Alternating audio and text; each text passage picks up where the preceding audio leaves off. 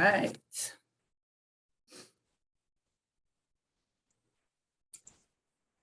Hello, everybody.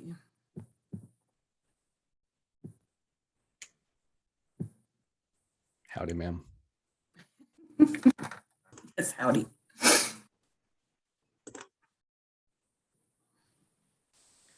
All right. You can tell I am back in the world of better internet connections. So, for which we are all grateful. Should go a little smoother today.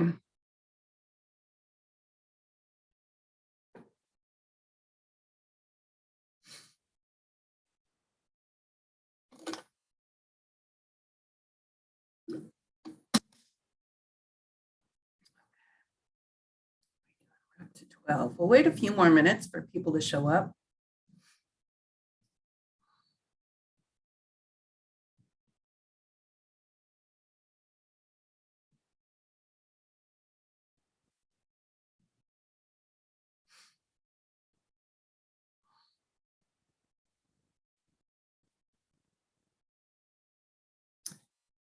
Thinking I should have an icebreaker or something. Has anybody seen any good movies recently?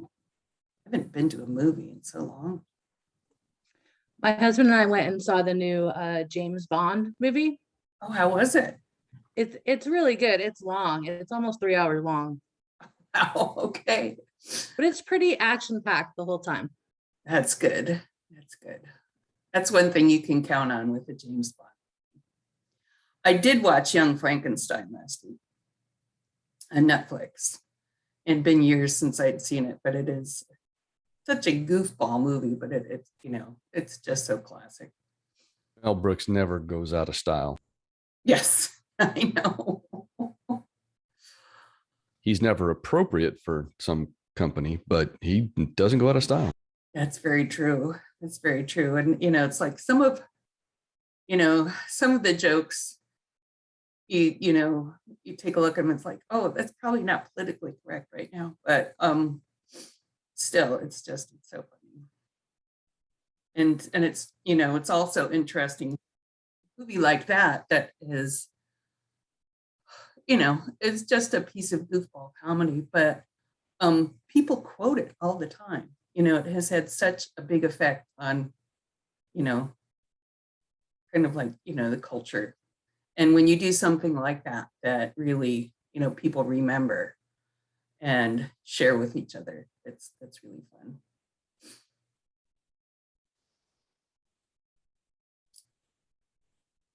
Cool. All right, well, we're up to 13. It's 1:04. Maybe we should get started.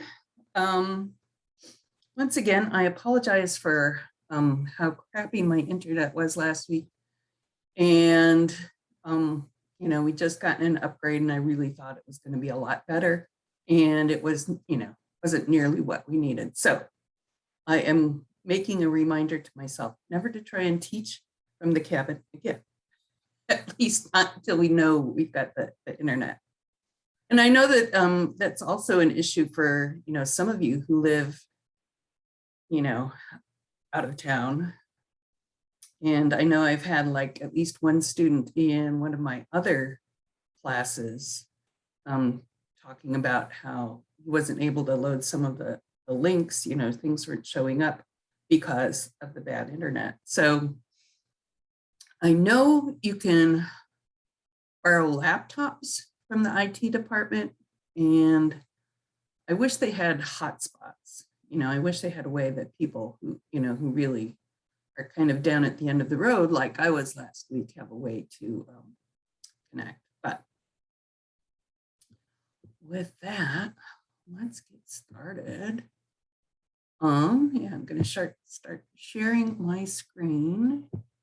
I guess this one is probably where I want to start. Yes. So, last week we had Robert Lacoste as our guest speaker, and he was engaging as always, and full of lots of ideas to create a better work-life balance and just to get more fun out of your standard work experience. So today we're going to have Allison Drake, who some of you may remember. She was a student here at Clark, and then I think that she worked for at least a term afterwards as a tutor. So she has been one of my students in the past, and she's going to be talking about how to work as part of a web development, team, and kind of like how teams can work together, and share some of her own work experiences. She's been, she's worked at Clark, she's worked as a freelancer, and now she's working for this small company, Northwest Associates. And then next week we'll have Trisha Davis-Payne talking about client expectations.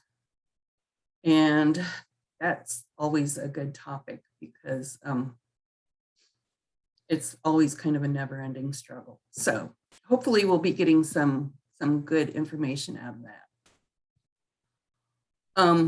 The week after that, we're going to have Chris Martin from Chris Martin Studios. And one of the things that I added into modules for this week, and where did I put it? Oh, here we go.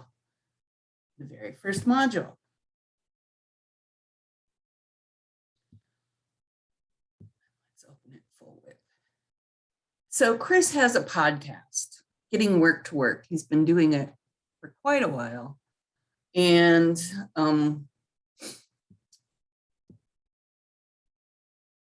it's all about work. And he interviews people and about all these topics. And it's just, about their work experiences. And I actually listened to a few of them last week, and just really great conversations. If you're at all into listening to podcasts, I would definitely look for a few. But this one in particular, The Computer Ate My Photos, Erin Hockley is going to be one of our speakers as well.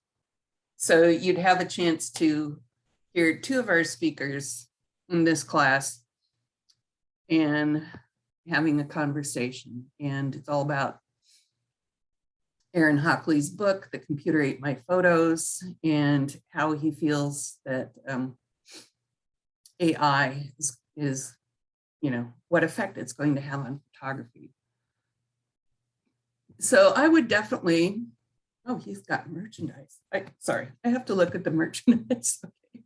So we've got hats. That's a great poster. Okay.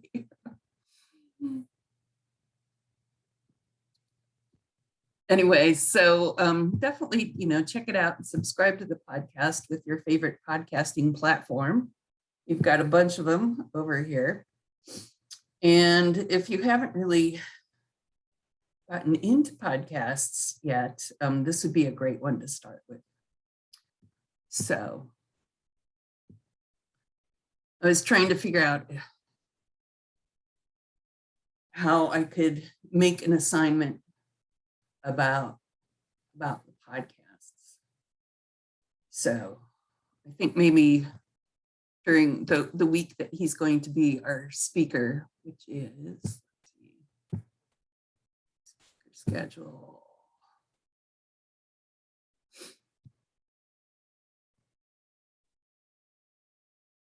Yeah, week 6 is going to be Chris. Week 7 is going to be Erin Hockley. So I think one of those weeks your writing project will be to, write about one of his podcasts. So that will be kind of fun. Just curious, did anybody get a chance to watch the Aaron Draplin video last week that I posted last week? Which one was that? I watched a bunch of those. He he's a guy who talks about his logos, and he wears a baseball cap, and the presentation is really fast. Oh yeah. I even watched Yeah. it double speed, so it's faster yet. Oh my God. That must have been hilarious, because he has a very fast delivery to begin with. This But is the one who doesn't like to wear pants, right? yeah, Okay. Yes, I saw that one. Yeah, that's an important detail. I like that. yeah, he's really good. Just a second.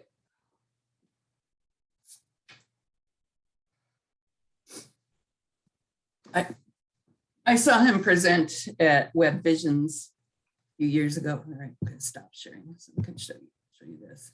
Of course, it's going to show up all backwards and stuff. But this is a book that I bought of his, and it's just all of these great projects that he's done. I mean, it's just amazing that one person, I know you guys can't see this, but anyways, it's just amazing that one person can create that much stuff, because it's not like he's running an agency. And, you know, just to come up with so much creative energy, but he has really built quite a business and quite a brand for himself. So anyways, if you didn't get a chance to watch it, it's really worth spending the time. And, you know, it really kind of is an inspiration as to what someone with a creative vision and the discipline, because he works, you know, hours, you know, like all day, developing his business and doing his work. So someone with the discipline and, you know, the motivation, the drive, and he also is always feeding his creativity. So he goes out there and, you know, is always looking for new inspiration, new resources and stuff. It's well worth it. All right, so back to sharing the screen. All right. So,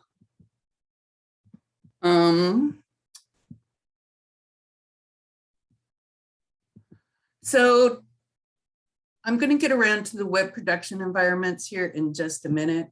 You know, first of all, I wanted to mention the podcast because it is, you know, really informative, and, you know, there's lots to learn from there. But the other thing I wanted to point out, if you logged on to Canvas in the last, I don't know, day or two, you might have noticed that all of a sudden the graphic for the image had shifted. It was like this hands logo. And that was because I added this section to our modules here. And these are called care resources. And this is something that was put together by, you know, I forget which part of Clark College. But anyways, this is a bunch of information for you guys. And it includes, you know, if you need financial help, you need a laptop, you want information about COVID, you know, there's a support center here.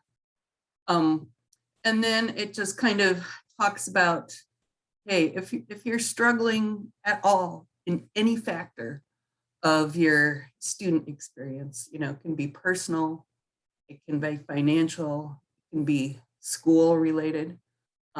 There's harassment. If you feel that things just aren't working out for you, there is this system called student care. And so you can just kind of log in here. There's a little form. And you can share, you know, basically what's the situation. So, you know, this can be harassment, this can be, or, you know, just any particular kind of need that you have can be reported there, and they will do their best to find resources, find help for you.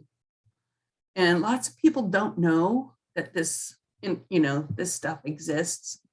And quite frankly, you know, I knew that it was out there, but having it all together here in one place is really helpful.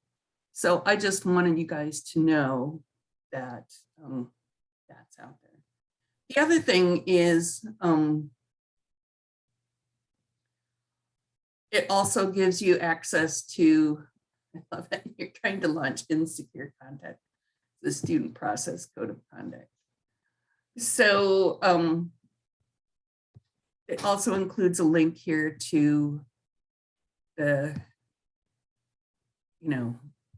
what the student code of conduct is, what are the rights, what are your obligations, and things like that. So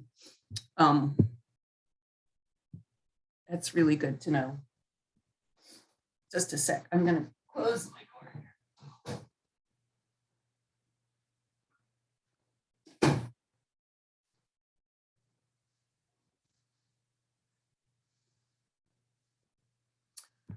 All right, so let's go back to modules. Let's see. And here's the academic support situation. If you experience any kind of bias-based incident, what you can do, and just various resources. So I just added these module elements to both my classes. And apparently when I added those modules to my class, it changed the graphic on the image, on the class. And so I had to change it back. But just so you guys know that stuff is out there. If you're, struggling with anything, definitely, reach out, let us know. You can even, send me a private message in Slack if there's something, and I will do my best to find help for you, because, we aren't in this alone. We're part of a community, and the community, I really appreciate the fact that the Clark community tries to make sure that all of the students have what they need. All right. Cool. So, well, thank you. It's helpful having everything in one location instead of bouncing between a bunch of pages. and it is so hard, to find this on the website. College 101, I know it exists, but it's buried somewhere. Yeah, exactly. And using the right search term is important. And what was it? It used to be called something totally different. Oh, academic early warning was kind of like if I had a situation with a student who wasn't turning in homework and stuff, it used to be called academic early warning. And then the name got changed to PASS. And then now it's called CARES, which is all good, but it's very confusing because it's like, oh, I go into search for academic early warning and this doesn't. So yeah, I had to do some research about that the other day.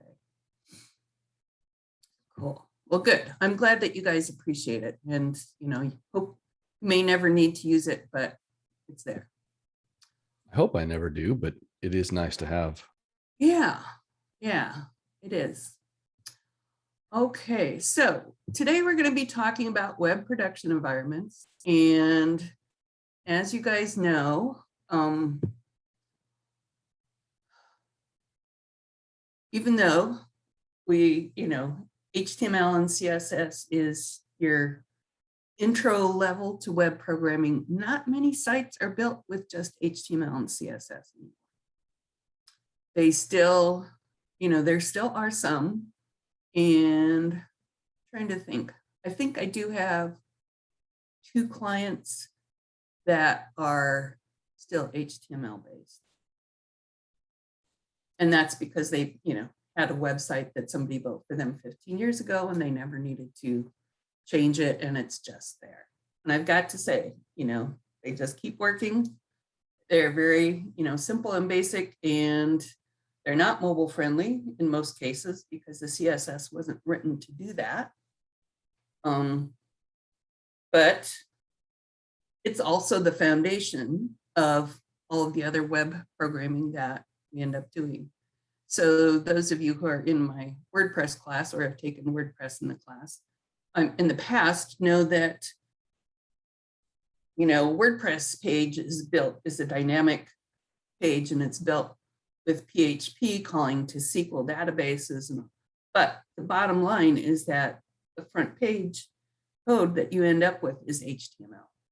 And when you look at the text version of a page, you can see HTML in it. So, HTML is still there. It's the foundation, but, it's not, it basically isn't used as the end product these days. So today we're talking about content management systems and all the variations, and there's been quite a shift. And as you can see,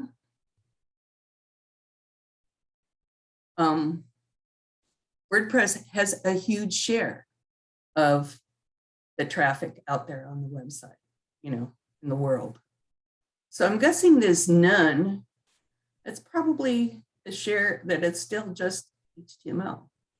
So, there's a lot of legacy websites that are out there, and, there may be people that are still, coding it.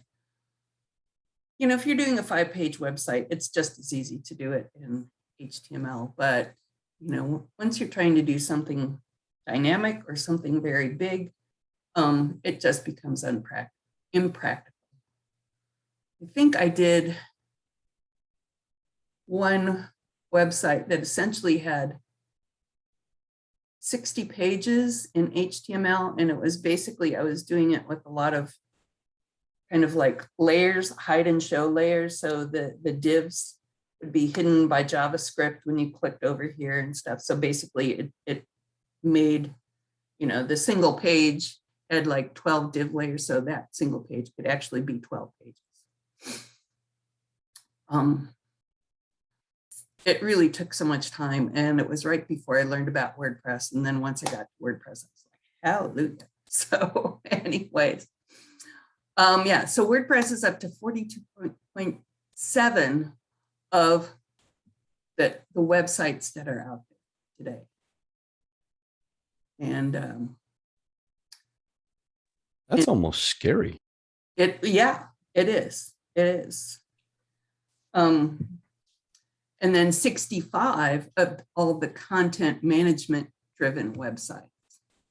So that's what this dark green line is, this percent of CMSs. And this is the percent of the web. Why do people use WordPress more than other CMS? Well, that's a good question. And to me, when I started using WordPress, which was about 12 years ago, WordPress and Drupal, there's Drupal, and Joomla, there's Joomla. Way down. It was like number 3 or 4. Oh, I'm sorry, I went right there. It is.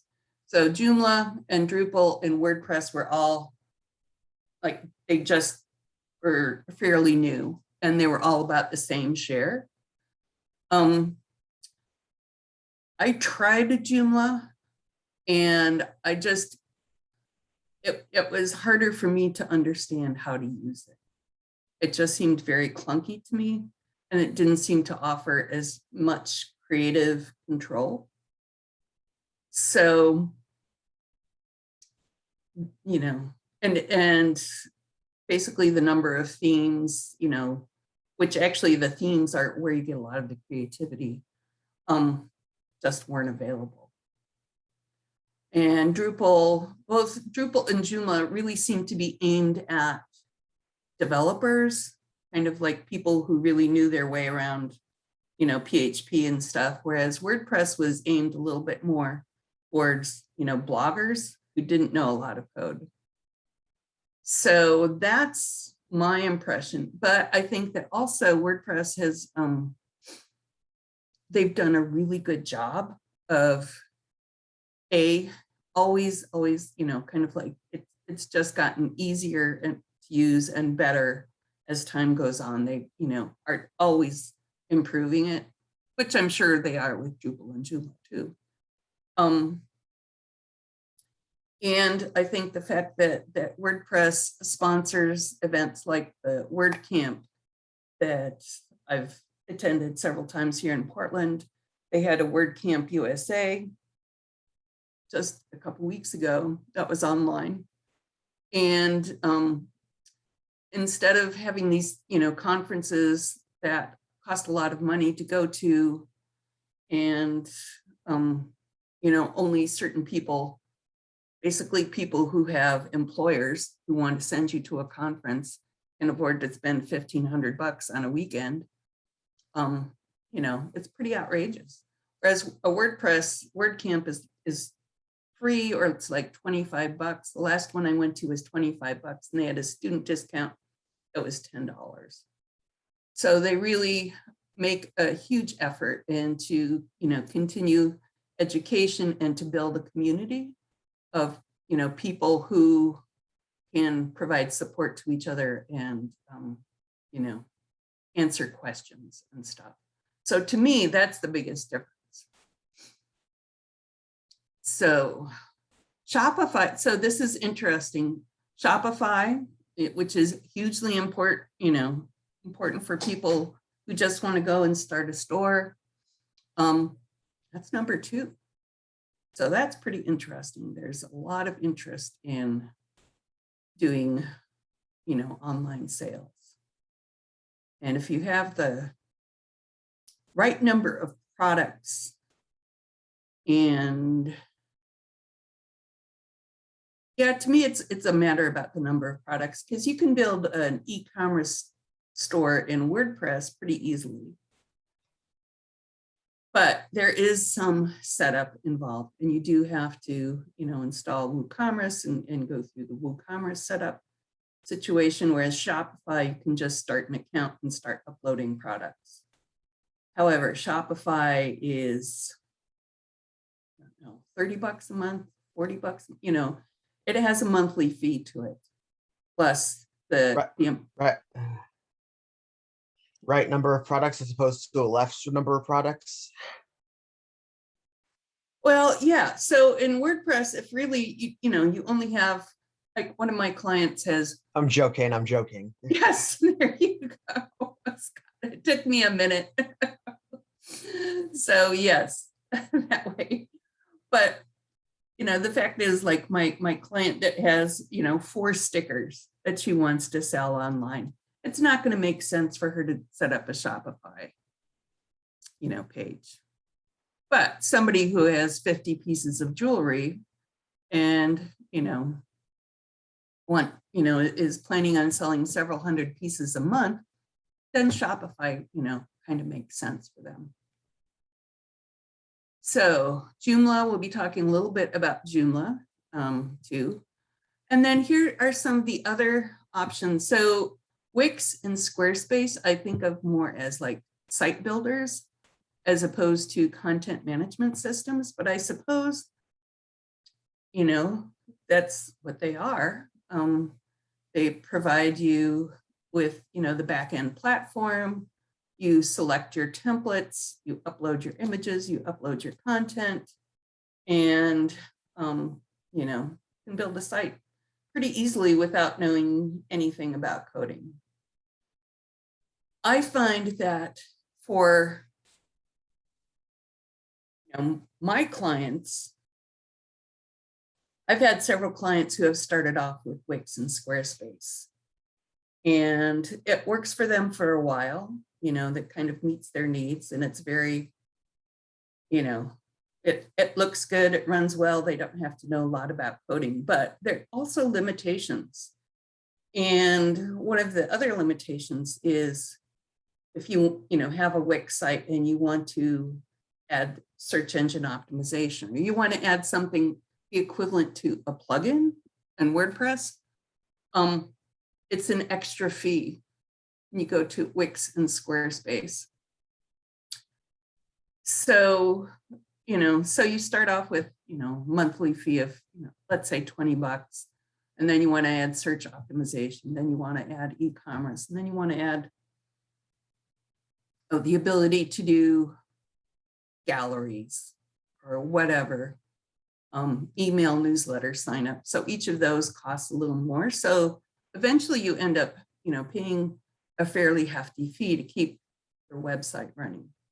And so that's kind of like at the point when, some of my clients that have switched over, they're just like, yeah, it just got to be more money than I felt I was getting my value for.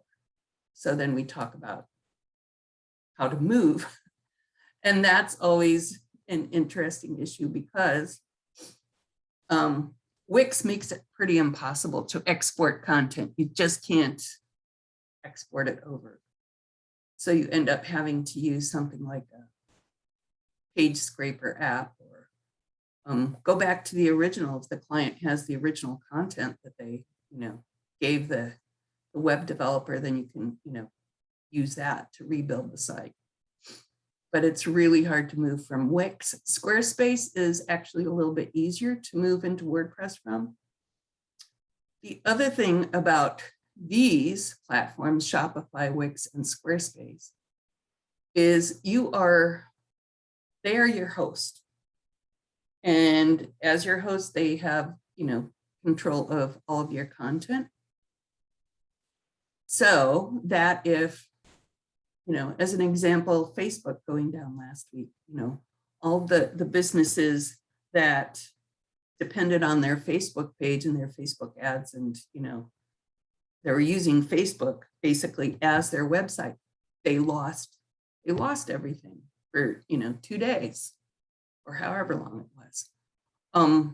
So if Wix goes down, then your site goes down. If Wix goes out of business, then, they could say, well, sorry, your site is dead. And then so you have to go and create it somewhere else. So with WordPress, you're actually working generally with a host. There is WordPress.com, which basically is the equivalent of a site builder. So, but with hosted WordPress, you work with your, GoDaddy or Bluehost or whoever it is, but you have control, you have ownership, and it is under, always under your control. So that's just, another thing to think about. Drupal and Joomla are also like WordPress, in that it's software that you install on another host.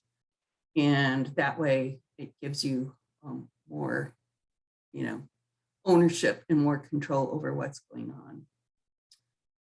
Quite frankly, I haven't really worked with Bitrix, or actually Blogger is really old school. I'm kind of surprised it's still around. Magento is another e-commerce site. So is OpenCart, PrestaShop. Those are all, made like Shopify, to set up a shop. Weebly is another one of the early site builders, but you can see that a lot of this stuff is, getting to be really a small percentage of what's out there on the web. And I'm surprised that Dreamweaver isn't a content management system. It's it's an HTML, app from Adobe. But so we get down here. Oh, Expression Engine. Actually, I have worked on a site that was built with Expression Engine. One of the early versions of our Kaifu website was an Expression Engine, and that was clunky, really clunky. Have they expanded Dreamweaver? I mean, I don't know. I keep it up to date, but I just use it for my, when I want to review code or FTP something. So yeah, I don't think that it's, it's not a hosting platform or anything like that. So let's see down here. Oh, here's Moodle. This is an example, and I'm not really seeing any other examples here of learning management systems. So I'll be talking a little bit about learning management systems right now, but Moodle is probably the one that is most used outside of academia. I think it's used inside the educational system too, quite well, but we'll be talking about that in a minute. SharePoint, you know, I think that's a Microsoft product. It is. Yeah. It's also not supported anymore. Yeah. So there's a reason. So anyway, this is, you know, I just think that every time I teach this class, things have shifted a little bit. And because, you know, this site is kept up to date, you get to find out what, you know, what the latest things are. So I'm just curious, top level domains, I know. Okay, so these are the domain extensions that are most popular. So of course, .com is the most popular extension. And .ru, I think, is that Russian? It must be Russia. It is. So Australia, Indonesia? I don't know what IR is.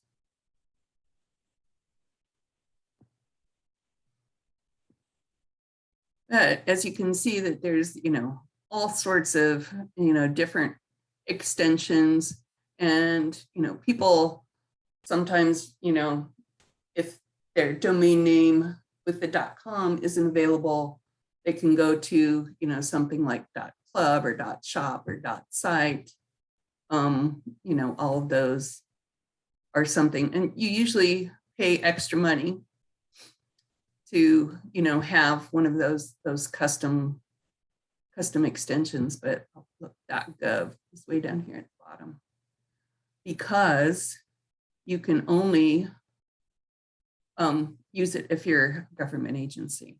Okay, and then down here we get to, you know, some of the other ones that are kind of like custom extensions.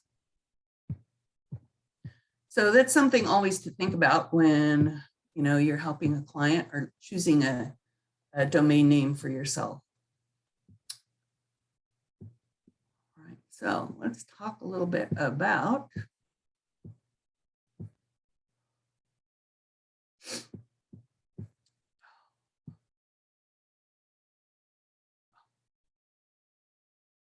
that wasn't what I wanted it to link to. Okay, so yes, I think this was the one. So yeah, so this was kind of interesting to me because it basically was looking at the site builders, not necessarily content management systems, but the site builders themselves. And this is CNET, which is a pretty authoritative technical website. They've been around for a long time. So in this case, they thought that Wix was the best website builder overall. Squarespace had the best prepackaged designs. Weebly was the easiest to use. And Duda for building a customized experience. And then GoDaddy. So, yes, I actually have taken a glance at a client's GoDaddy site builder site, and it's, you know, very limited, very much drag and drop, put this here, put that there. And once again, it's really hard to move content from there to anything else. And that's one of the things that WordPress is really good about, is you can export all of your content either to another WordPress site, or, you know, if you're moving to Joomla or Drupal or whatever, it'll export all of your content in one file, an XML file. So yeah, to a certain extent, kind of getting into these is a little bit of what I call walled garden. So it's like, oh, you're allowed to play with these, you know, look at these beautiful flowers, or, you know, pick these lovely vegetables, but only the stuff that's inside the walls. So, you know, this is what you have to play with. These are your tools. So Wix starts at $14 a month. That's not too bad. Squarespace starts at 12. And as I mentioned before, one of the things about these is that's basically just the website. So if you want to add functions to it, you want to, you know, add search optimization, all that stuff adds on. So Weebly, I guess all of these have free trials, so you can go test them out. And so the WordPress, this is the WordPress.com version. You can do the free site, and it's really hard to find if you go and you sign up at WordPress.com. It's always going to be a little nondescript link down at the bottom after they show you all the plans you pay for. But I've,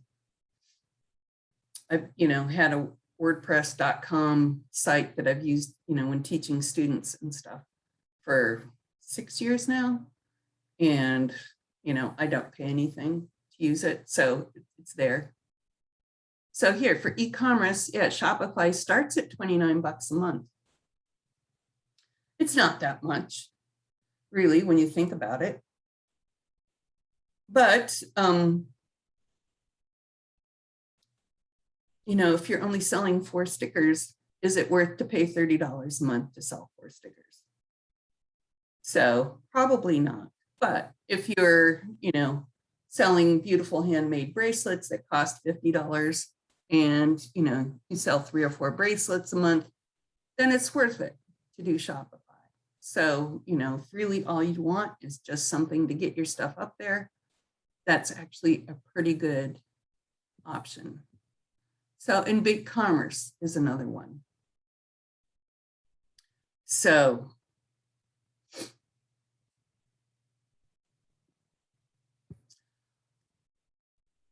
yeah, so it's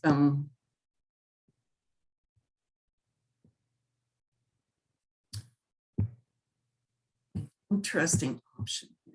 And so one of the things that I did today when I was getting ready for class is I changed the assignment for, you know, basically not the guest speaker assignment, but the assignment for, you know, writing about this.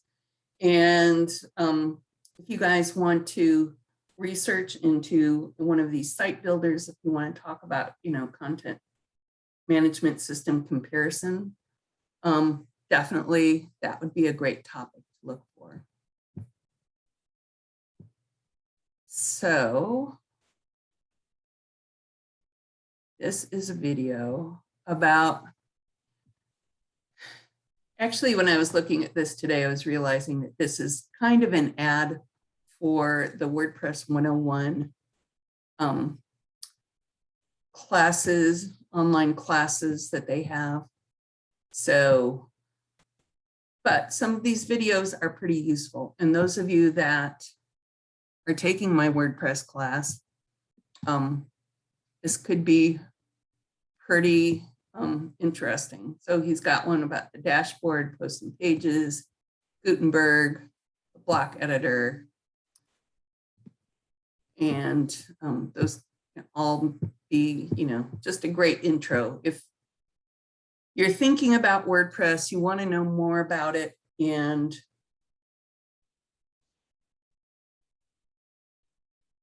you know, you're trying to decide, oh, is this something I'd like to try?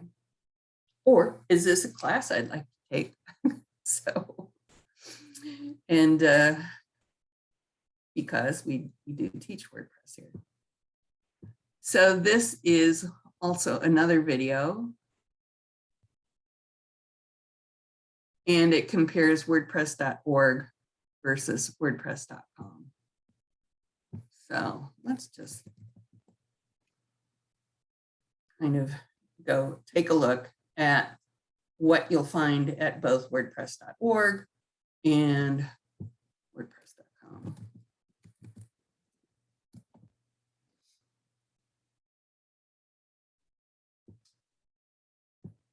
So what you see at WordPress.org is basically, this is the repository for all of the themes, all of the plugins, and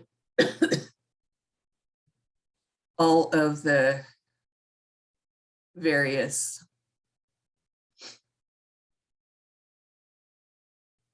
downloads, documentation for how to use WordPress. And it's huge. So we look at the plugins, and right now there are 59,114 free plugins, and they add functionality to your site from, you know, just all sorts of stuff. You know, if there's anything you want to add onto your site in WordPress, you want an appointments, you know, calendar, you want a calendar of events, you want email sign up, you want, you know, special galleries, you want apps that'll take your Instagram and put it onto your site. All of that is possible. And it is, to me, it is so cool because this is programming that somebody wrote and has donated their services for free. And basically all of the, you know, everything about WordPress is developed by open source coders. And they put it out there for people to make money. So I don't have to pay any rent on the WordPress software. I have to pay rent on my Adobe software. I have to pay rent to Microsoft. I have to pay rent to Intuit, but I don't have to pay anything to use WordPress, which is such a huge gift. Because that is, you know, basically how I make my living these days. So it's pretty huge. And they've got a lot of resources here. All right, so, and here's WordPress.com. So if you just want to start your own, you know, WordPress.com blog, you know, lots of people just use it for blogging. Then you can start your website here. One of the things about WordPress.com is it's like Wix and Weebly and LearnDat. I mean, the other sites that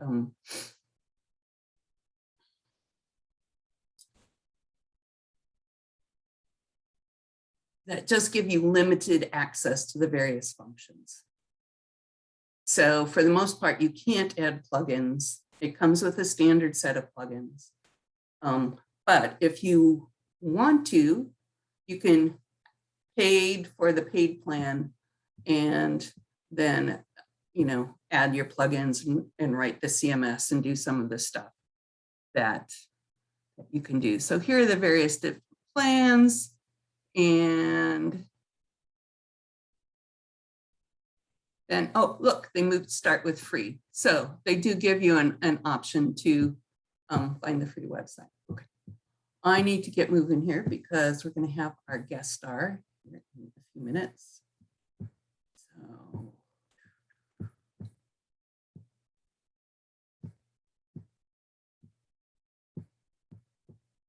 All right, so. We don't need to watch how to install WordPress right now. And the dashboard, actually, I think I have unpublished these. So I'm seeing them because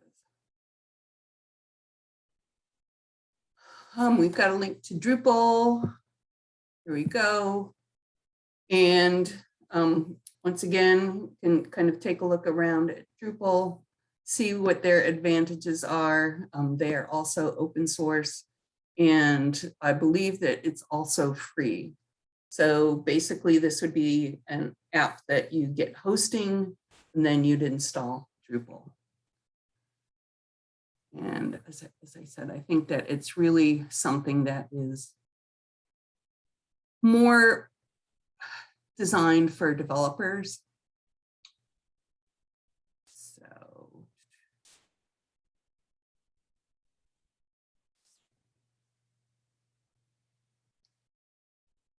I know somewhere around here I have the Joomla. Just go to Joomla. I have a quick question about that. Yeah. When you say designed for developers, do you mean like just specifically people with that skill set, or like specific like companies and larger development? I'd say teams? more people that have the, you know, a background in, you know, probably, you know, JavaScript, PHP, some of the coding, because it is a bit more complex.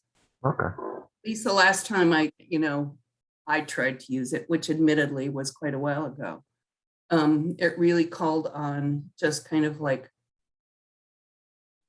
more, you know, diving into the code and changing this and that to get things to, you know, be the way you wanted it to. So,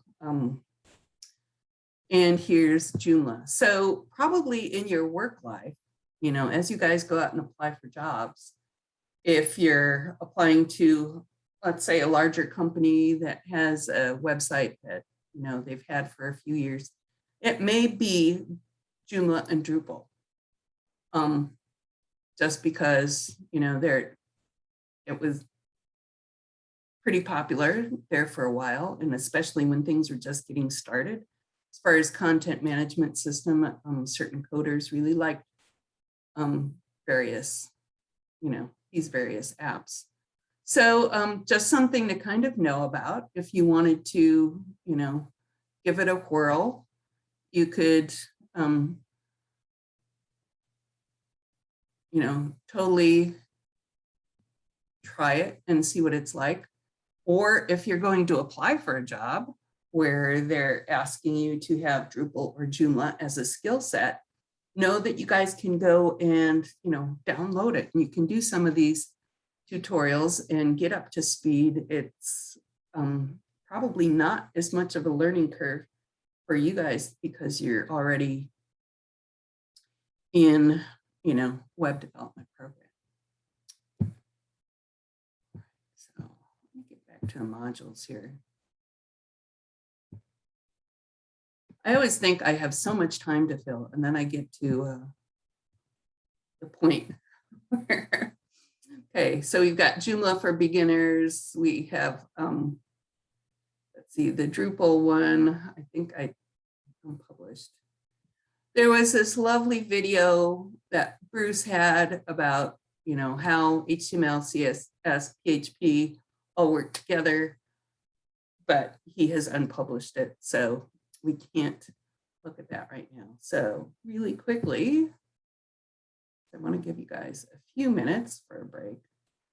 Learning management systems. So you are using a learning management system right now. You are in, you know, Canvas is one of the big learning management systems. So learning management systems are a content management system, but it is designed to provide, you know, all of the features that, stop with the ads already, all the features required to, you know, create a remote classroom. So Blackboard is one of them. Canvas is one. Moodle is one of the ones that we saw on the list there. I haven't used Google Classroom, but I've heard about it. And this one, Litmos LMS. So for your homework assignment,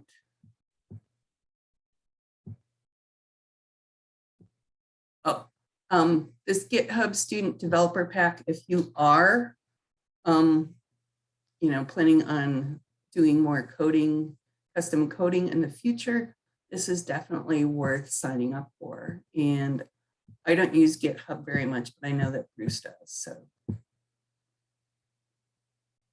right. So your weekly writing assignment is going to be, you could, you know, write on the CMS comparisons. You could talk about why use a site builder. You could talk about, you know, WordPress, Drupal, Joomla, or learning management. So anything along those lines is what I want you guys to, focus on this week. So I think that should provide some good research. And then, of course, our guest speaker writing assignment. All right, I think that that's all we have for this week. So we've got about 4 minutes. So why don't we go ahead and take our break now?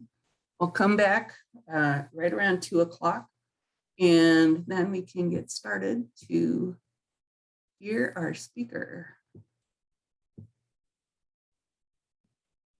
Here we go. That was a whirlwind introduction to content management systems. So, all right. So see you guys in 5.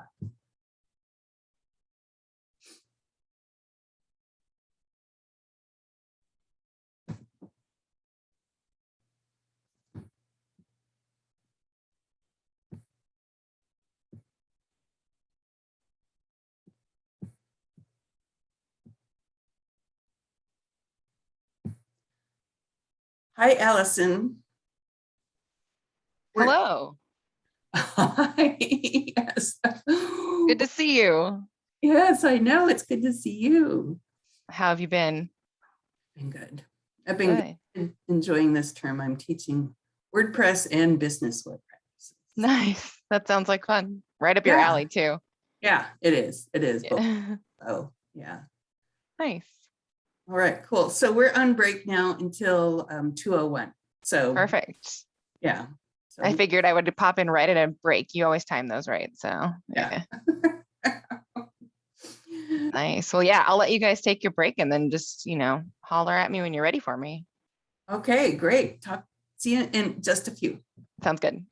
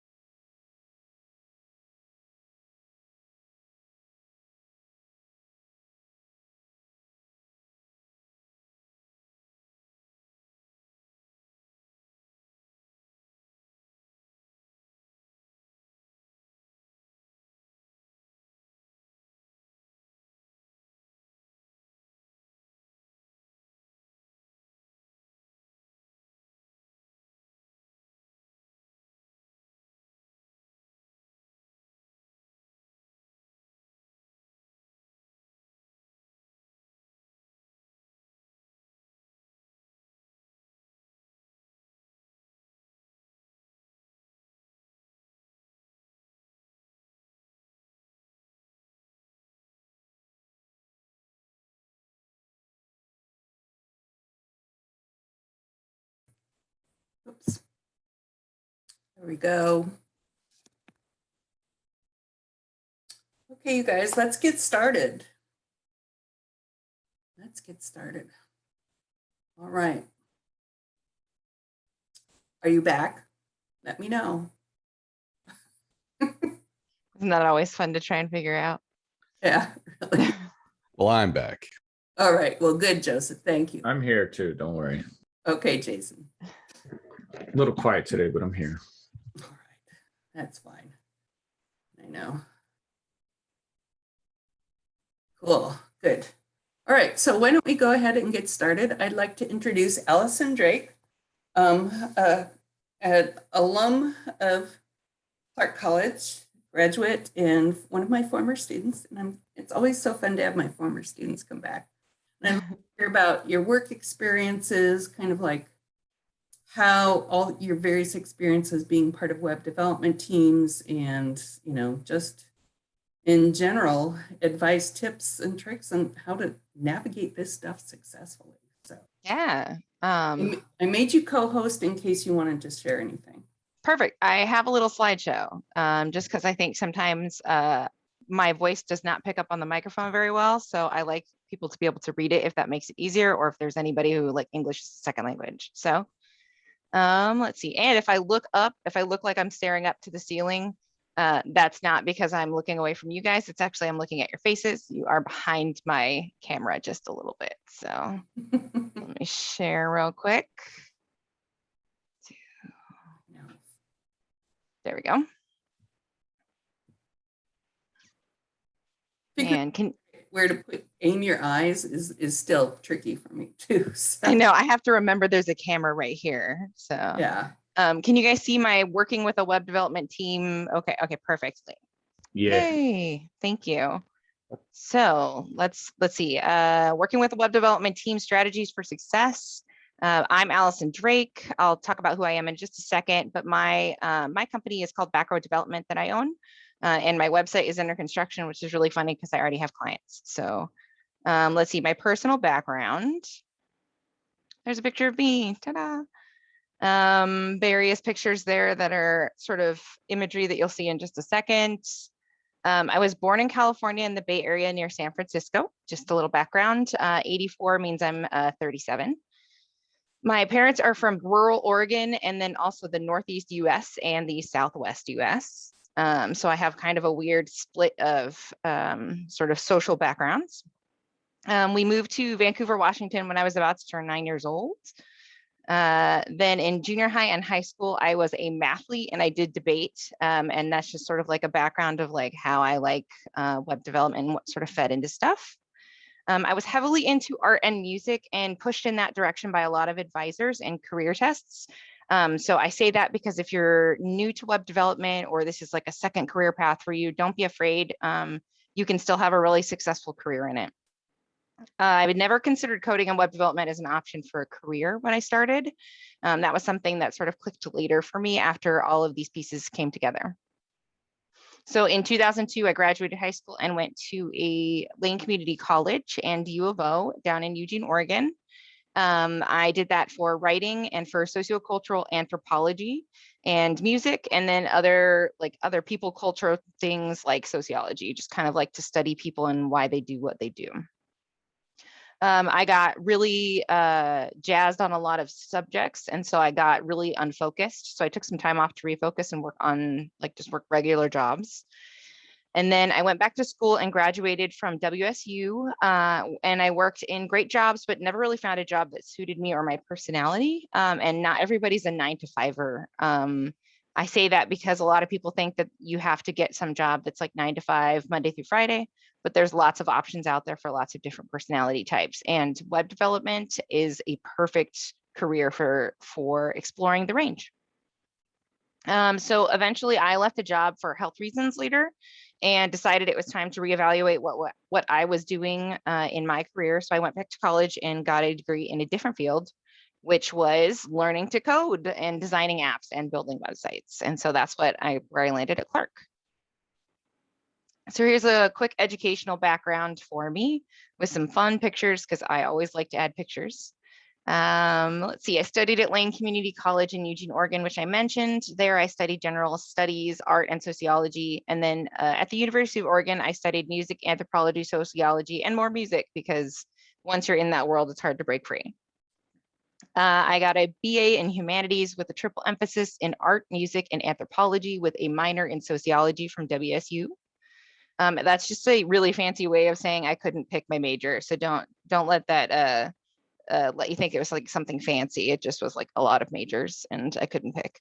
So I also have a certification in professional writing from WSU, which came in handy for technology. And then I got my AAT in web development from Clark in 2020. So like right as the pandemic hit, I got my degree. I also have Microsoft Technology Associate certifications that I got through Clark, which have been really handy as well. The intro to programming using JavaScript, software development fundamentals, intro to programming using Python, intro to programming using HTML and CSS, and then database fundamentals. And some of those might look really familiar for you guys.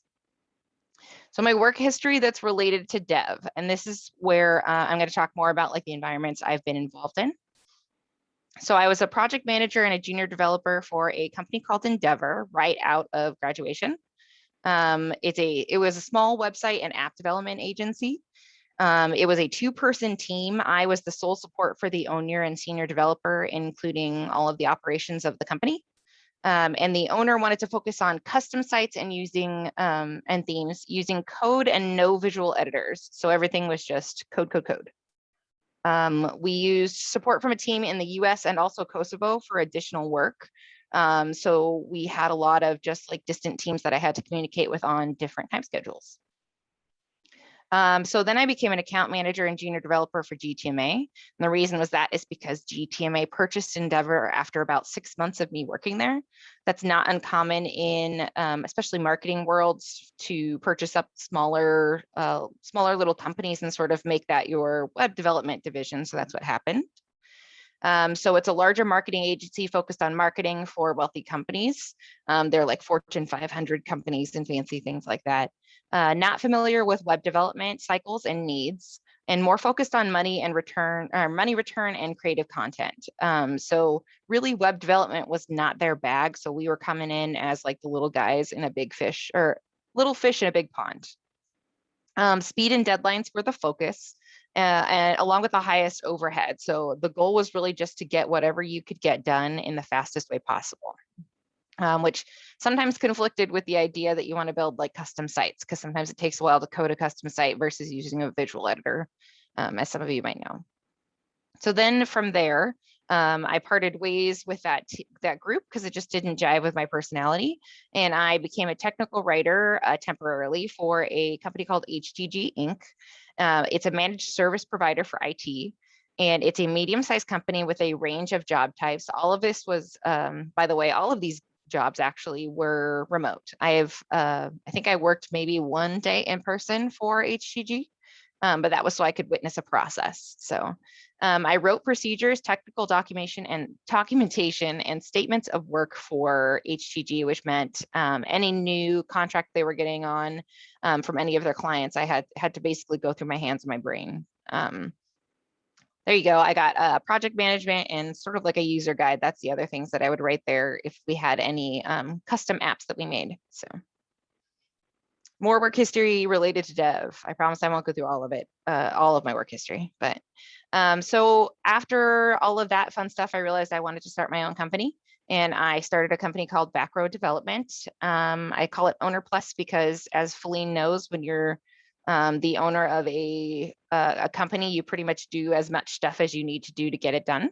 So Owner Plus. Then started my own company, intended to be web development services, but I ended up getting clients faster than building a website due to networking. I'm sure that you've heard people say networking is important. It's really, really important. In fact, it'll get you a lot of clients if you're trying to freelance or if you're doing contract work. So get to know people. It's okay to chat and just talk about dev work.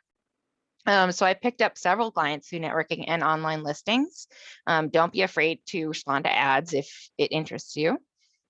One of the things I do is I am a freelance ghostwriter for a company called Word Agents. So you might actually have read all of my blogs that I write for, but I can't tell you who they are because they're under somebody else's face and name, which kind of funny, but it's really funny to see somebody else's face on my words sometimes. So Then I also, right now, one of my other clients is NW.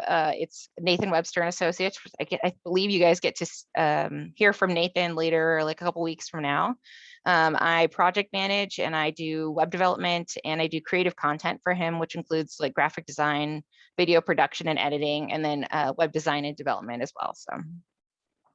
And then I have just random clients that will pop in. Often they're due to referrals because obviously I don't have a website. So that's really funny that I get web development work to me. But usually it's somebody who I've worked with, a smaller company who knows somebody else or who is in a community or network. And they talk to another company and say, hey, she did our work and we really liked her. So they send it my way. I focus on small businesses and offering like great deals on consultations. I like to just help people figure out what they're doing. I now do graphic design, UX design, web development, video production, editing, social media content creation, clothing design, product design, ghostwriting, technical writing, and I'm authoring and publishing books. And that's all from, honestly, most of this is from what I've learned at Clark. It sounds really funny. I had those crazy mouthfuls of degrees from all these other places, but the truth is once I got my AAT in web development at Clark, a lot of stuff just kind of clicked together. So now, like I said, I do project management and web development for Nathan Webster, and it's a really small team of contractors. So none of us are employees of Nathan's. We all just sort of contractors that work together under his guide.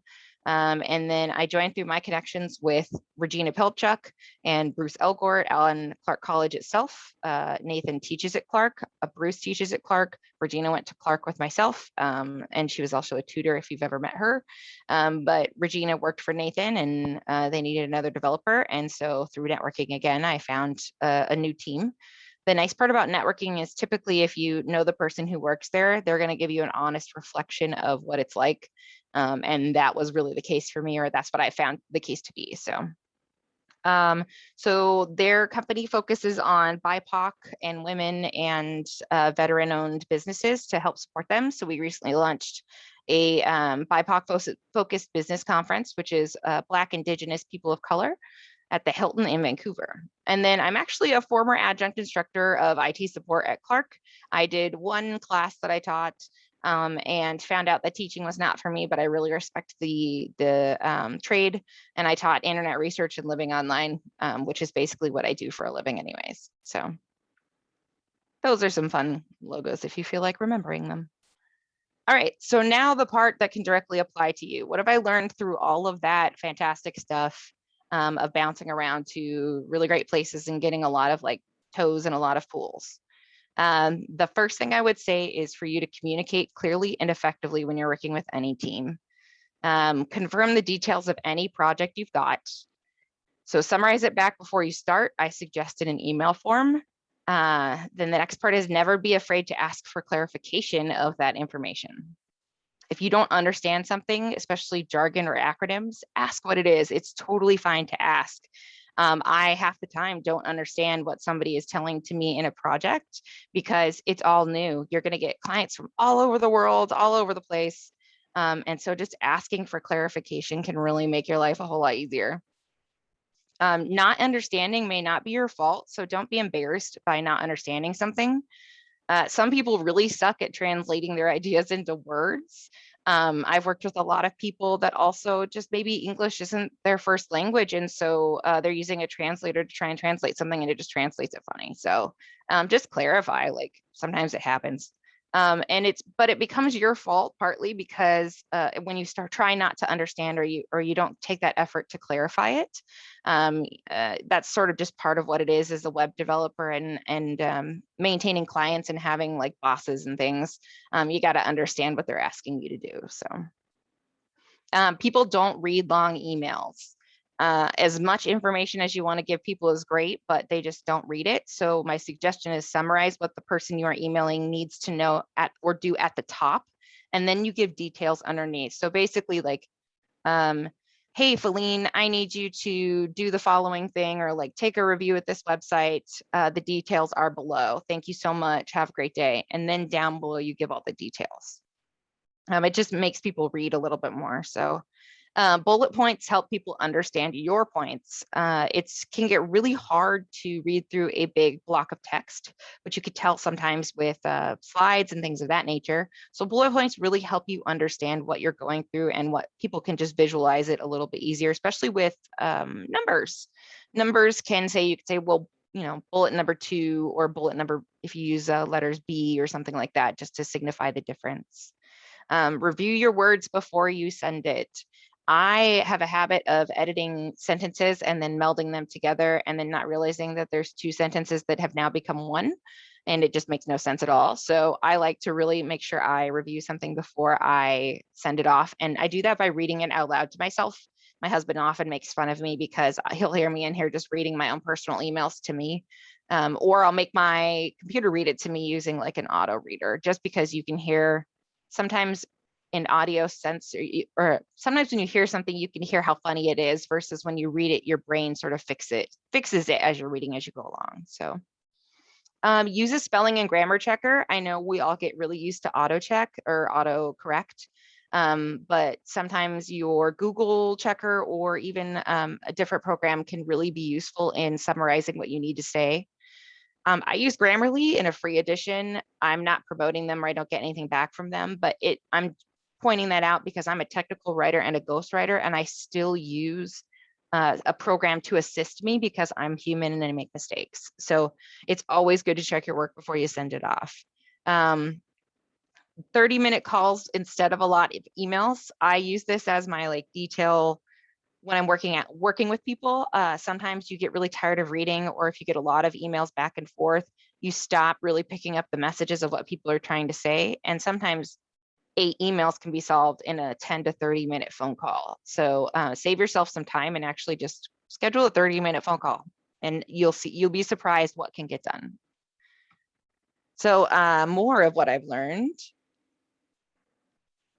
There are many ways to do one thing. So there's more than one way to complete a task, even in code. Find out if there's a specific way or a template that the client or your boss needs you to follow. If you're unsure if your method is right, share your plan and have somebody review it for you. It's best to do that early because then you're not doing it last minute, but I highly recommend getting somebody to review your work. It's great. That's what a team is for. There may be a reason it needs to be done in a specific order or way. So just if somebody specifies a method and you think there's a better way, make sure that it won't conflict with whatever plans are going on. As a project manager, it can get really frustrating if you've specified what you need and why. And then somebody's like, I have a better way to do it. I could do it this way. And it's like, well, we have an API that has to integrate a specific way into the code. By doing it that other way, we now can't integrate the API. So just really to make sure you understand like why you're doing something the way you're doing it. And that's what I just mentioned. Sometimes the client requires a method or procedure that's not really efficient and might make you go like, why do we have to do it that way? But in reality, it's got maybe an integration that limits their options. Like dental offices have strange equipment that you don't even realize integrates with their website. And so you have to just be aware of that. Spell it out for people. Don't assume people understand what you're thinking or that they're going to do it in a specific way. So if you need it done in a specific way or you need anything at all, especially from a project manager, just spell it out in an email. It's totally cool. Not everybody can read minds. So just, I don't know if anybody can, but just spell it out, and it's just easier to get it out there so that people can help you out, especially when you're remote working. You just got to be straightforward and really blunt sometimes, kindly so. So read the instructions that you're given. That's kind of a really important part to this. I have a lot of people who ask me for information that's already in the instructions. If I spell it out, it's there for a reason. If somebody mucked it up, like if I mucked it up, if the instructions are wrong, just politely let them know. You can do that via email, and it's fantastic. I see a question from, I think, Cyrus. In regards to that idea, is there any fear of being like just too condescending with what you're spelling out? Like, so you don't want to be like, yeah, I know there's a politeness to it, and instead of like a rude to it kind of thing, you don't want to be like, hey, you're not getting it right. Am I getting your question right? exactly, yeah. Okay. So I think I use Grammarly for that reason. because sometimes when you just blankly spell it out, people take it rudely or take it like a personal offense. There's a way to, I think, communicate that's approaching the issue and the problem instead of the person. I do my best to not make it about the person themselves, unless the problem is the person. So if somebody's not reading the instructions, I don't say like, hey, you're a dingus for not reading the instructions. I say something like, I really need you to read the instructions because there's important information in there. Or this is spelled out in the instructions. Let me know if you didn't get them and I can resend them. My assumption, I think, when I write emails is always to try and assume that they just didn't catch it and not that they're missing it. Or let me try to say that again. Not that they're intentionally leaving something out, but that they're just like, it wasn't there, or maybe that I didn't spell it out right. And so I always try and approach it that way too, where it's like, oh, sorry if I didn't clarify this for you. Let me clarify it now. Here's the important points. Did that help, or do you want me to do some examples? No, that makes sense. And it's also like there's just a level of professionalism assumed, like people shouldn't be taking everything personally through these emails. That's hard too. I mean, I think one of the struggles of distance communication is you can't always plan for how somebody is going to interpret your words, because we all have different interpretations of words in themselves, different emotional attachments to words. So sometimes you can't always prevent somebody taking it personally. And I think if you've just tried your best and somebody still takes it personally, all you got to say is, sorry if you took that personally, not my intention. Maybe hop on a phone call too. I know hearing a tone or like an inflection in a voice can really make a difference. I often sound really harsh when I'm emailing somebody, but if I get them on the phone, they're like, you sound so nice. And it's like, well, it's nice the whole time. It's just that you just didn't hear my tone of voice. So it happens, but I think you kind of get the idea there. So That makes sense. Thank you. Yeah, of course. text cannot convey tone very well unless it's in capital letters. Right. That's true. Anger comes out really well in text, right? Let's see. There is no sarcasm font. I wish. Well, I guess we could. No, you can't really make You that put it all in italics. the whole time, just nothing but italics to convey sarcasm. Right. That would be I bet somebody would stop reading just halfway through and be like, I'm done. Let's see. All right, where was I? Spell it out in an email, and then read the instructions. We talked about that, just trying to be polite when you let somebody know if they've mucked something up. I actually really love it when somebody tells me if there's an error in something I did, because that just makes my work better.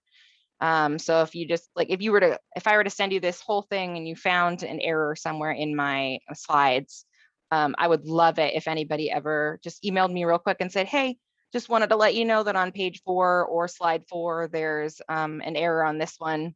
Have a great day. And it's like, oh, thank you. Like, I didn't even see it because my brain just blanked it out. So, oh yeah, here we go. So don't place blame on the person. Just give them a chance to fix it. And then stay organized. Since there are a lot of ways to do one thing, sometimes you just need all your stuff in one place, and that'll keep you organized. So just keep files organized for each project. If you get an email that has an attachment, I immediately put it in that folder. Even if I'm not going to take care of that email right away, I put that whatever attachment or document there, because I might end up answering the email later.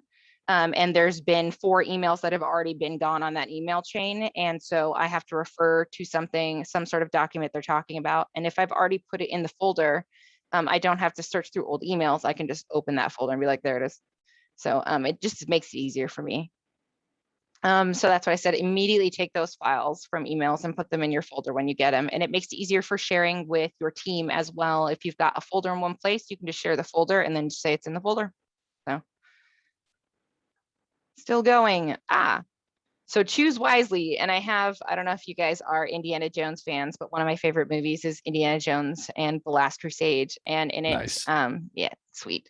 The Holy Grail is the choose wisely from the final choice there. So let's see. So listen to everyone, even if you disagree. And that sounds kind of funny, but good ideas can come from crappy people sometimes. And maybe just you don't like a person, that doesn't mean they won't have a good idea. So just listen. Listening doesn't require you to take the idea and use it. It just requires you to listen and consider their point of view. It might shift your already existing plan just enough to incorporate what they were talking about, or you might find out they had a better idea than you did. So, and there's nothing wrong with that. Diversity in a team is a good thing. I have found that working in a team with a lot of yes people can really make a boring product. No one person can consider all of the options or possibilities. I know that I couldn't imagine all of the possible things out there. That's why I have to search the internet all the time for really cool stuff. So don't assume that you can't either. And that's not meant to be like, you can't do it. It's meant to be like, oh, don't put the pressure on yourself to expect to know all the things. Lean on other people when they're a specialist or an expert. That's quite all right. And sometimes people like being an expert for others. So a diverse team of people from different backgrounds is going to bring new options and possibilities that you just didn't previously consider. So that's going to automatically make your product better. And like I said, having a bunch of yes people or people with the same mindset limits you to only truly serving that type of person. So a bunch of me's would make a product for a bunch of me's and not necessarily a bunch of everybody's. So explore different tools and find the right ones for your style. I mentioned that there were lots of different ways to do things, lots of different methods. I mean, even different loop styles that you can use in code. So just make sure you explore. Some teams will require you use specific tools, which is great exposure and ways to learn new programs. I've had to use Teams, Google Suites, and a whole bunch of random hodgepodge pieced together like systems that people are like, I made this and it's great. And I'm like, it's not, but that's okay. It's all just like different ideas and it gives you different experiences. So if you get to choose your programs, make sure you're considering all of the options and not just the ones you're familiar with. Even so, like sometimes the one you're familiar with is the best option. So don't overcomplicate your choice. I know those seems like opposites, but that's just kind of an important thing to consider. And then just more fun pictures because I like pictures. Wall of text gets boring. So another thing that I've learned is under promise and over deliver. And a lot of people will say this for the client. I say this for your own sanity. Whatever your estimate is, add more time to it. No matter how well you plan, more time is always going to be a good thing to have, especially if you need to do QA. You're going to find every time you do QA, you're going to find something you'd like to adjust. So just leaving that time will let you really explore. The task is always going to be easier in theory. When we're talking about planning a task and, hey, we can just, throw that in a loop and it'll be just fine, or we'll just grab an API and like push it through and, make a new front end for it. It's always easier to talk about it in theory than it is to do it. It's just going to take more time than you expect. And if you're mentally prepared for it to take more time than you expect, you will be pleasantly surprised when it takes less time. So you can't always plan for technological failure too. I can't tell you how many times I've gotten something done on time and then I'm just trying to upload it, or it's just trying to go live and some sort of somewhere else has a technological failure that I don't have any control over. Whoever is hosting the server might go down and I'm just stuck sitting there waiting and hoping that it goes up. So planning for that time or planning for sort of contingencies really is helpful. You can't plan for everything, but you can try to like build in some buffer. So be confident, but cautious on what you promise to deliver. I'm a big fan of not promising people a specific deadline unless you really are confident in what you can do, or you're using like a template. And people love excited energy, but it's important to balance that excitement for a project or for a new thing or for a new career with the caution and logic in business. You need the energy, but you also need that logic. Prepare your clients for bumps in the roads. And this includes if your clients are your coworkers or your fellow employees or your boss. Always make it clear that we can't control everything, even when we want to. And this happens on every project. Even if you've already explained it to somebody, they think that if it's gone well once, it will always go well again, go the same way again. I think that made sense. But sometimes if it goes right the first time, it was a fluke, and the second time you do it, something else happens. And even though it should go the same amount of time, it takes longer. So just always at the start of your projects, prepare people for contingencies. And then if they don't happen, hooray. I love that. I love it when they don't happen, but you know, it's life. So remember that your client is probably not a web developer. Your client might not understand why you need to do what you need to do. You'll have to explain and defend your choices. And you'll have to give yourself breathing space and recovery time for difficult clients. You can't expect everybody to be happy and joyous about everything that you produce for them, because I think we all just have different ideas of how the internet works and how long something takes to do. So just preparing yourself for at the end of difficult projects to do a little recovery and breathing space. That's always good. I see a chat thing. That's cute. I love the need for breathing space. That's true. Especially for like, if you're a person who gets migraines. I know myself, I suffer from the occasional migraine. So difficult clients will knock me out. And if I sort of plan at the end of that project to like take a breather, it makes life easier for me. So if you can, obviously you can't every time. So, and I believe this is the last one here. So everywhere is different. So you have to find what works for you. Every team I develop with has a different style. I don't think I've ever used the same projects or the same programs twice for different teams. Different project management programs and messaging applications are also a factor. Like I mentioned, Teams or Google. It just depends on who you're working with and what they've paid for already, you know, because for a business, especially a small business, those communication things and those suites cost money. So different staging and dev environments to utilize. So every team has a different staging and dev environment I've worked with. And so the same thing for the clients, for the small clients. I'm working with people who use like WP Engine, which sort of cloud takes care of everything for you. I have people who build it on Local, which is a free WordPress building system. I don't know if you guys have experienced that. But you can use that and build locally and then take that and push it up to a live site, which is really fun. I use that for my local development. But yeah, there's just so many different things you can use. And it all depends too on if you're a contractor or an employee. I know when I'm contract working for somebody, I have to supply my own programs. If I'm an employee for somebody, usually they're supplying the programs for me and I'm stuck with whatever they choose. So gig and project based length of time, monthly set fees or hourly charges. Those are all sort of different ways that I bill people through my own business. And it all kind of depends on what we're doing. So again, it's a really different style and what we need to do. Something I like to point out to people is to make sure that you're respectful if a team is not a good fit for you. If you're not enjoying your time on a team, it just might be different styles clashing. And that's okay. I mean, it sucks, but that's okay. So cutting ties respectfully can still lead to other jobs as well, because there might be somebody on that team that maybe is the same style as you. One day they move into a new company or a new position, or maybe they start their own company. And they really remember that how well you worked with them and how respectfully you cut ties or how nice you were when you left. And they might offer you a new job that's really banging. So don't like, you know, deuces, peace out, like you all suck as you leave. I would just definitely respectfully cut ties with people. And recognizing when something doesn't fit your style it's a good thing, because we all change, we all learn new things about ourselves. It's okay to say maybe this team isn't a good fit, but I like web development. And then just finding something that works for you. So be respectful of why you're leaving, and saying so can sometimes help a business see areas to improve.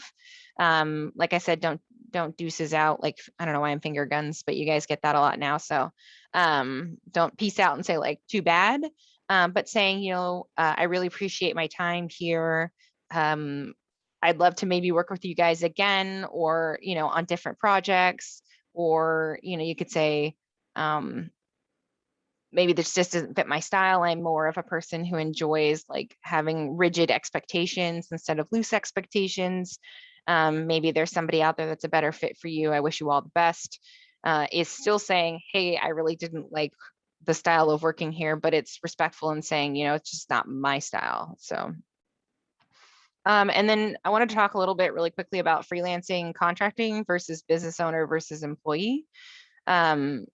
freelance contractor and business owner can kind of be the same thing a lot of the times. But when I talk about freelancing and contracting, I'm talking usually about a solo person who can do gig work or long-term contracts. I have contracts that are indefinitely. I have like a certain amount of time per week that's just going to go on until I cancel it. And sometimes it's part-time or full-time. You have the option when you're out there as a freelancer to decide what you want to go for. And the individual in that situation covers taxes and other expenses. So just be aware and mentally think about that. Business owners typically have products and or services to market to people and plans on like maybe expanding or growing and maybe utilizing other contractors. So if somebody calls themselves a business owner as they're like looking to hire you on, know that they might have that sort of entrepreneurial mindset versus if they want a freelancer, they're sort of looking for you for like specific things. I found that business owners will always ask what else you can do. So if you have something that's like, hey, you love creating social media content, make sure you throw that out there because they might want to utilize that somehow too. And then the employee, that means you're working for a business directly and they're going to cover your taxes and all that fun business operation stuff.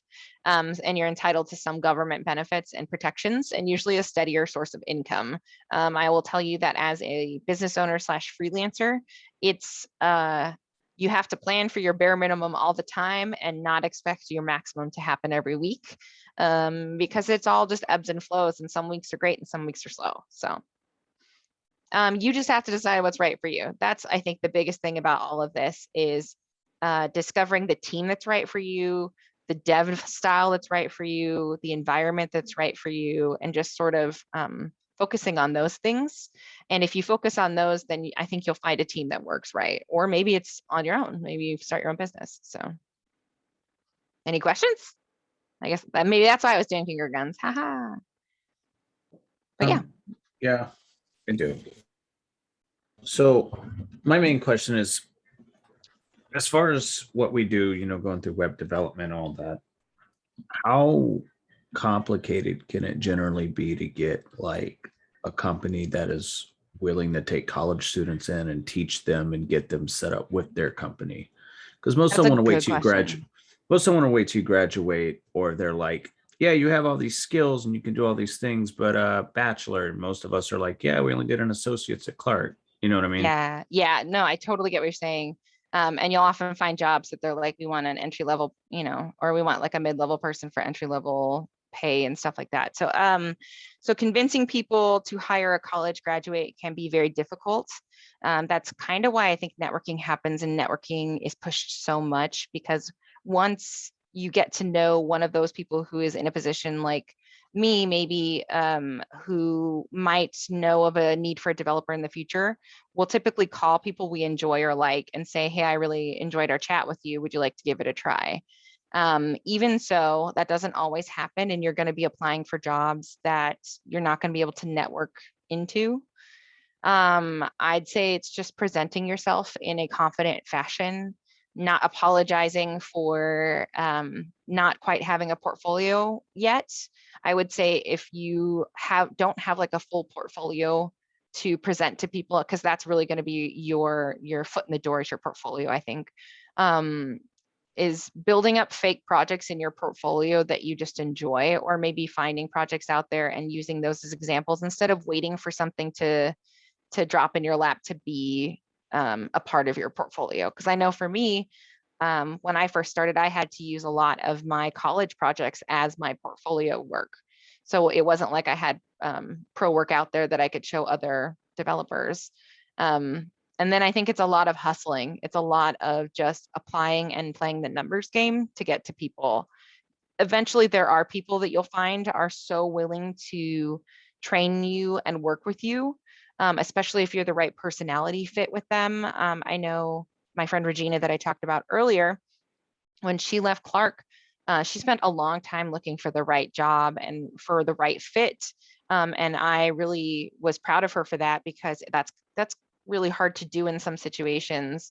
And she found a place down in Lake Oswego, I think, but where she's still working remotely and she goes in maybe once a week. But they're so willing to train people and to train new developers and college graduates that are willing and eager to learn and be trained. So I think putting that forward in your communications to companies and saying, I love learning, I love to be trained, I like to adapt to your style, really makes people go, oh, they seem like they'll listen and they'll follow our way. So that can actually be, in some ways, a selling point of yourself, where you like, I don't have the bad habits that a senior developer might have developed on their own. I can pick up whatever good habits you want me to. So it's not always going to be perfect. And I hope that answered your question, though. It did. I have a question. What adjustments have you had to make to your networking strategy because of COVID? Good question. So I have had to like Slack a lot. I don't know if you guys have used Slack, but finding like Vancouver developers groups on Slack that are just developers getting together and chatting and asking questions, and not being afraid to ask on there. When I first started looking for jobs, hey, is anybody looking for a developer? Or new college grad with great skills, anybody looking for a developer? And watching those job boards on there, because you'd be surprised at how many people will just post, a friend of mine needs a developer, anybody on here looking? And then you just say, yeah. And then they go, cool, here's the information. They don't even ask you any questions. They just give you the info. And then when you email that potential job, you say, this person referred me. And then you sort of get a weird, that's like a short little mini networking situation. So Slack's a big one, finding those messaging apps, using things like, I know Kaifu's like still doing meetups, right, Feline? They're doing like online stuff that you can do conferences or doing like little mini conferences every month. Still, I'm looking at you, question? Yes, Okay, yes. cool. We still have Kaifu, and we have Yeah. and we've got a great, monthly speakers every month. Yeah, so doing things like Kaifu Yeah. is really fantastic. People will see your name in there and they'll recognize you. Even if you can't make it to every one, just, seeing if there's like different meetups like that, or maybe even asking Feline if she knows of any other meetup related things. I'm sure she'd be happy to connect you. She's connected, way more connected than I am. You are. Yeah. But yeah, so things like that I've had to do where it just becomes all online. I found a lot of free conferences that people will just find your name in LinkedIn after the conference because they saw your name somewhere. Even recently, I've had people who are just like, I saw your name on a program for this other conference. I wanted to connect. And so people will find you as long as your name is out there somewhere. So just keep putting your name out there. Thank you. Yeah. Doesn't Clark have kind of resources to help college students get into, the program that they studied for? Yeah, there is a fantastic like a resume review team and like business connection, a job placement team with Clark. So if you are questioning your resume, I think you guys actually might have to go through the resume review for part of your degree now. I can't remember, but go see them. They're amazing. They're so good at that. I think it's Kat that does it. But yeah, go see them, go talk to them, get hooked up with them, because there's jobs that are listed there that aren't on other job boards. People want to hire college students. So that's a great point. Thank you for mentioning that. Yeah. Yeah, and I will make it a point to find out how to access that kind of information. Cool. You just walk down the hall and there'd be, little job places on the bulletin boards, Yeah.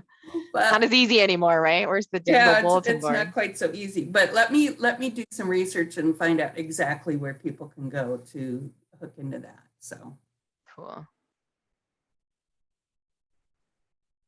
I'm going to go ahead and stop sharing here. And like, one thing to mention is just, you can connect with me too. Please connect with me on LinkedIn. I am not shy by any means. If you're doing projects, you're looking for jobs, message me and say, have you heard of anything? Because I will sometimes get people contacting me for a job that I don't want, but I think might fit somebody else. So I'm happy to refer people and be a referral for you. So really don't be shy. I will go find that now. exactly. WorkSource, yes. WorkSource is a really great resource for employment options. Thank you. Is that Ashley? I can't read very well. There we go. Yeah. Yeah. I'm going to ask you about your experience working with foreign teams. You said that you had worked with web development teams in Europe. So yeah. So they were in Kosovo, which is a really, really tiny area. They were in the capital, which is pristine. And I think, who is it? Dua Lipa or some sort of artist is from the area. They were all excited about that. They were like, we have a pop star out there in the world. I was like, I don't really know who that is, but okay. They're really nice. The way we ended up working with them is that half of their team was here on the West Coast in Salem, Oregon, and then their developers were really in Kosovo. So they were on sort of like an opposite schedule of us, which can sometimes be really beneficial when you're doing like smaller things or you need stuff done overnight. So we could like message them and say, I need this done by tomorrow. And they'd be like, oh, that's my standard work day. And so by the time I woke up, all the stuff was done. So it was kind of a magical thing sometimes. But there are situations and certain types of information that you can't necessarily work with developers outside of the US on, especially if it's information that is sensitive. And that gets more to the cybersecurity side of things. And the only reason I know about that is because that's what my husband does. So I always have to check with him and be like, is this kosher? Is this cool? Because he's the certified one. But in general, I found it's not too hard. Other countries typically have a really great grasp of the English language. It's taught, commonly taught in schools. So it's really easy to communicate, especially via email, and because then you can just copy paste and translate if you need to. So honestly, I've had a really good time with it. So, and I enjoy the different thought process because they bring a different viewpoint to what you're coding and what you're making. And we use them for app development. We're using it for like an email signature app that we were developing. And they would ask a lot of questions that I think we made assumptions about the way we did things. And so they'd be like, well, why do you need to do it that way? Or why would you ever use this word? And we'd have to sort of be like, oh, I guess that's sort of an American word to use. Is there something more general? And they would say, well, it's this word. This word is what we use. And we'd say that makes more sense. So so little changes like that can really improve some things. But it's going to depend always on your developer team, like who you're working with and if they're good developers or not. So I see a question from Cyrus.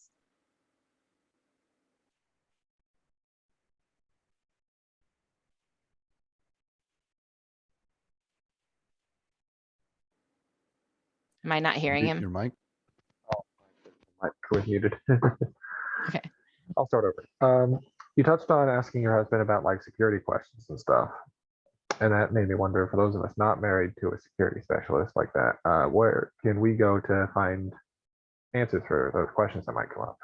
That's awesome. And that's a great question. So there is where my husband goes for that information is, let's see, he's CISSP certified. It's ISP squared, I think it is. That's one of the places that you can go to take a look. And I can send all of this information to Feline so that you guys can have it in text form instead of trying to like scramble and write it down. And I can also get verified from him. But there's a place there that just does like free training and things of that nature to help you as a web developer figure that out. Because it's going to ebb and flow and change through time and as hackers get better. So, this sort of world is all about adaptation, unfortunately. So you got to kind of roll with it sometimes. But so what I'll do is I'll send information to Feline, and then you guys can have that in text form. Because I don't want to, I know ISP squared is one of them, but there's so many resources out there that will give you free training. And believe it or not, sometimes YouTube, this sounds dumb, but sometimes your best resources are going to just have their own little free YouTube channel because they like to just share the wealth of information. My husband has one that he just likes to put information out there as a resource because he just wants people to have it because people don't know where to go. So I'll share that with you as well. He's a great resource too. So, and he's not shy either. If you ever have questions or if you're ever like, I don't know, you can message me or you can find him too. And we'll just chat with you about everything. I mean, like, yeah, feel free to ask questions, specific ones when you have them. So, but I'll send you data. I'll send you some info. So. Love it. We're getting a twofer. I have a question about UX, user experience design. Yeah. Before you work with client, do you create a persona? Oh, so personas can be really handy in a lot of different ways. Usually once I meet the client and I talk about what their needs are, then I'll sort of create a persona. Because there are certain clienteles that maybe only focus on a specific demographic. So, you know, like kids' toys. Say I have a client that does kids' toys. If I made a persona that wasn't going to be somebody that was going to shop for kids' toys, that wouldn't help me very much. So I usually like to wait till I gather information first and then sort of think about like who would be buying this stuff or who would work it out. So did that answer your question? Yes. Okay, perfect.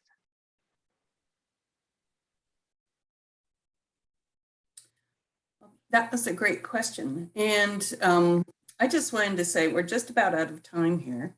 But one of the things I appreciated was the fact that you had such a broad background. And you really, you know, it's like, I think that you're probably putting all the anthropology, all the music, the art, the design, your writing skills, you're all putting them to work in what you're doing right now. Yes, that's, I think a lot of people will say, well, how does that translate? And I'll say, how does it not translate? Yeah. Like understanding how people operate as humans is basically what we're designing for people. So I think that's why I think your backgrounds, wherever you're coming from, it's really important because you have a unique perspective that somebody else doesn't have, and you'll consider something that somebody else doesn't. So don't be shy about coming from a not web dev background because it's just all valuable information. So, and thank you, Feline. That's nice. Very cool. Very cool. I also loved when you were talking about how you write statements of work, because I know when I first assigned that in classes, people are like, what? No, but it's an essential part of any agreement that, you know, when you're doing work with people. So, oh my gosh, the stuff that you gave me, no joke, when I took your WordPress class, I still, like, when I put my stuff together, I will still refer back to those documents because wow. I 100% downloaded those and was like, how did Feline do it? Like, and then, you know, it's like, okay, that works. Or like, oh, maybe I'll change that a little bit. That'll work for me, you know, like, yeah. So thank you. Good. Well, it's good to hear that was useful, but, you know, obviously that's part of the process. Yeah, for sure. Well, I think that you know, we've got to quit now because, you know, we're out of time, but thanks so much for coming. This was really a wonderful talk. Thank you for having me. Yeah, and I think that really useful for, you know, everybody. So yeah, thanks again, and go forth, and don't worry about not having your website. It's like the cobbler's children never have shoes, you know. So it's kind of true. So true. My own website, you know, it's probably 5 years old now, and it so needs, you know, it's like, but always the last thing. Yeah. Always the last thing. Exactly. So don't worry about it. That's awesome. You're on a roll. Thank you. Well, thanks again. And students, I'll see you all next week, and, you know, have fun with your writing assignments, and we'll be in touch. We'll see you around the internet. Hi. Okay. Thank you. Appreciate it. Thank you, guys. Bye. Take care, everyone.